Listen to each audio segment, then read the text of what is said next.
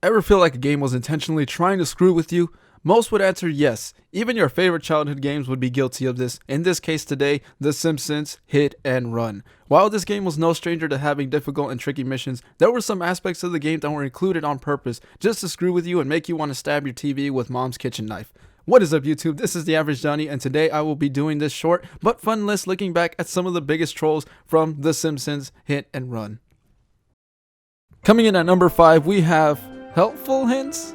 Probably the thing that pissed me off the most about after attempting a mission numerous times and failing was the annoying helpful hints you would see telling you things that are either completely irrelevant to your situation or just completely out of your fucking control. Like, dude, really?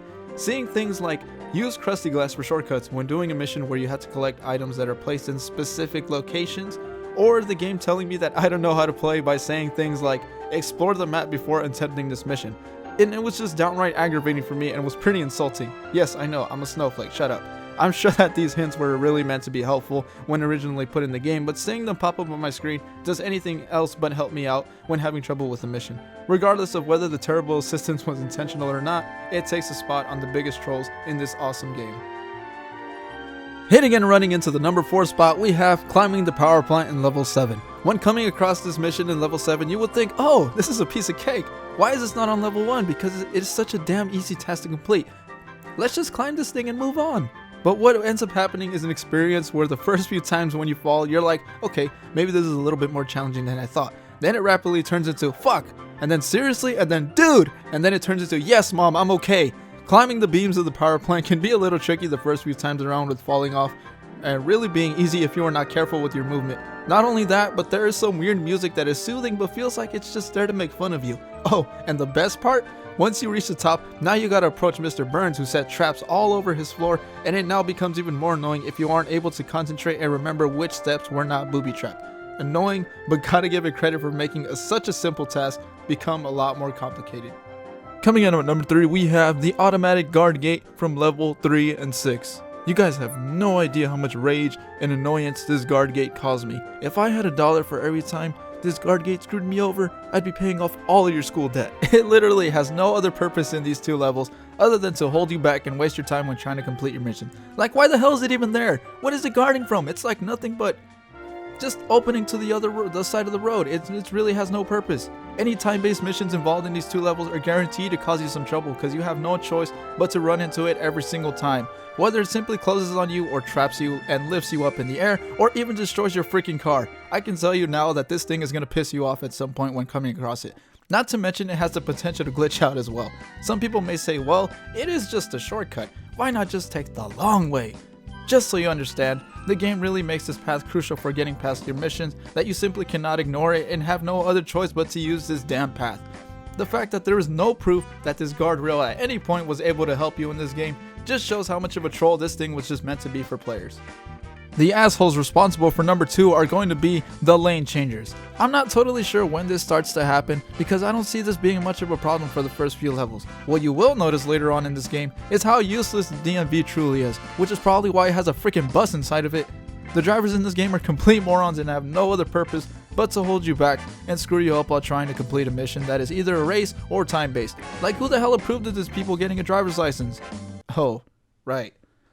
You can be way ahead of the time or your opponent, and then suddenly some idiot just decides that he's not going to check his mirrors and just go right into your lane and smack right into you, causing you to lose control and perhaps even face a different direction than intended.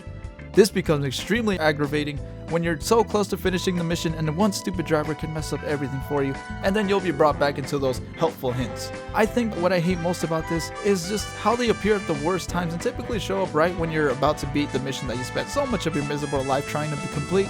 The lane changers are a complete nuisance, and I'm sure that they were intended to troll players and cause them anger, stress, sadness, anxiety, all that stuff. Screw you, lane changers. And coming in at number 1, we have the missions themselves. Hear me out, people. I know that games are supposed to challenge you, but they were just not fucking fair.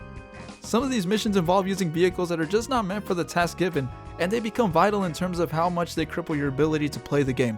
We have Snake's bandit car, which is obviously not meant for destroying, and it is just placed against an extremely armored, durable car.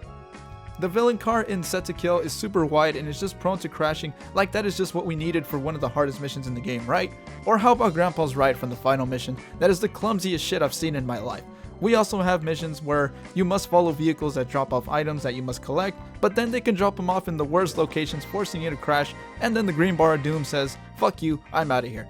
Finally, we have the ultimate troll in the final mission, where you're beaming up in the UFO, and that actually takes time when you're collecting the nuclear waste, and then you can end up failing the mission anyways. Rest in peace, Nerdcube, by the way.